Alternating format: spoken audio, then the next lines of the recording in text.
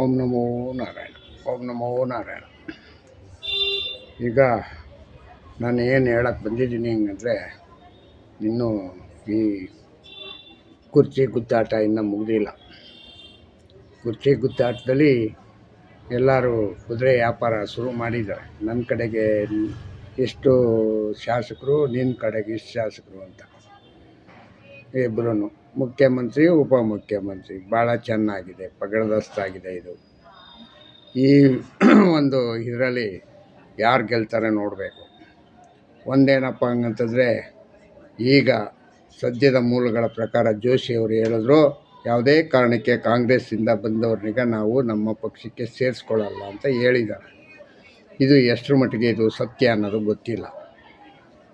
ಈಗ ನಾನು ಕೆಲವು ಸಣ್ಣ ಪುಟ್ಟ ವಿಷಯಗಳನ್ನು ತಿಳ್ಕೊಂಡಾಗ ಪ್ರಹ್ಲಾದ್ ಜೋಶಿಯವರು ಹೇಳಿರೋದು, ಬಿ ಜೆ ಪಿಗೆ ಯಾವುದೇ ಕಾರಣಕ್ಕೆ ಕಾಂಗ್ರೆಸ್ಸಿಂದ ಬಂದವ್ರನ್ನೀಗ ಸೇರಿಸ್ಕೊಳ್ಳಲ್ಲ ಅಂತ. ಹಂಗಾದರೆ ತುಂಬ ಒಳ್ಳೆಯದು, ಪಕ್ಷ ಇನ್ನೂ ಸದೃಢವಾಗುತ್ತೆ ಅಂತ ಹೇಳ್ತೀನಿ. ಯಾಕೆ ಅಂತಂದರೆ ಅಲ್ಲಿರೋ ನಾಯಕರಿಗೆ ಜಾಗ ಇಲ್ಲ, ಸೀಟಿಲ್ಲ.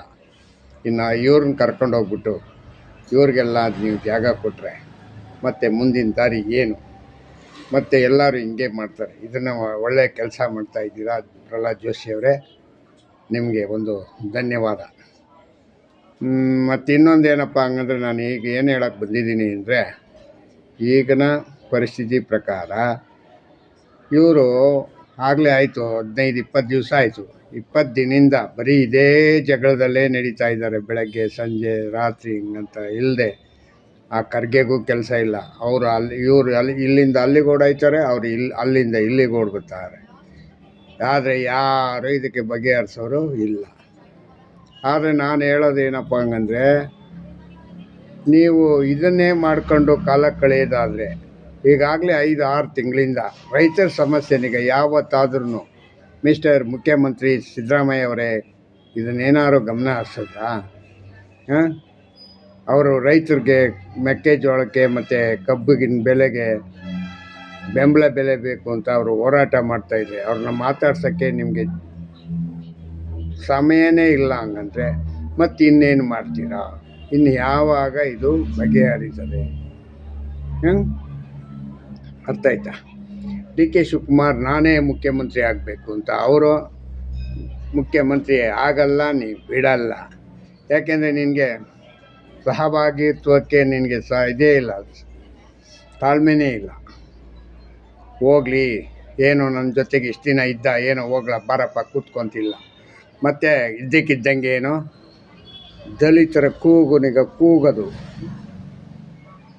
ನಮ್ಮ ಜಿ ಪರಮೇಶ್ವರರವರು ನಾನೇ ಮುಖ್ಯಮಂತ್ರಿ ಅಂತ ಹೇಳೋದು, ಇದು ಯಾವ ಲೆಕ್ಕನಪ್ಪ? ಯಾವಾಗಪ್ಪ ಇದು ಬಗೆಹರಿತೈತೆ? ನನಗೆ ಇದನ್ನು ಮಾತಾಡೋಕ್ಕೆ ಬೇಜಾರಾಗಿದೆ.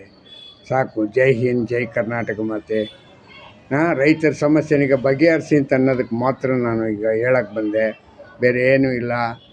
35-40 ಜನ ಮಂತ್ರಿಗಳಿಟ್ಕೊಂಡು ಒಬ್ಬನ ಮಂತ್ರಿನಾದ್ರೂ ಆ ರೈತರ ಇದಕ್ಕೆ ಕಷ್ಟಕ್ಕೆ ಹೋಗೋದು ಬೇಡವಾ?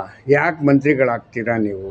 ನನಗೆ ಹೇಳೋಕ್ಕೂ ನಾಚಿಕೆ ಆಗ್ತಾಯಿದೆ, ಮಾತಾಡೋಕ್ಕೆ ಬೇಜಾರು.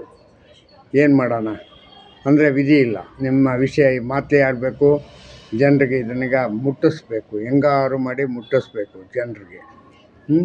ಅರ್ಥ ಆಯ್ತಾ? ಇಷ್ಟೇ ಹೇಳಿ ನಾನು ಇಲ್ಲಿಗೆ ಇವತ್ತಿನಿದು ಮುಗಿಸ್ತೀನಿ. ಮತ್ತು ಎಲ್ಲರೂ ನಂದು ಸಬ್ಸ್ಕ್ರೈಬ್ ಮಾಡಿ, ಶೇರ್ ಮಾಡಿ, ಒಂಚೂರು ಮುಂದೆ ಹೋಗೋದಕ್ಕೆ, ನಾನು ಯೂಟ್ಯೂಬ್ ಮಾಡೋದಕ್ಕೆ ಒಂಚೂರು ಸಹಕರಿಸಿ ಕೈ ಮುಗಿದು ಕೇಳ್ಕೊತಾ ಇದ್ದೀನಿ.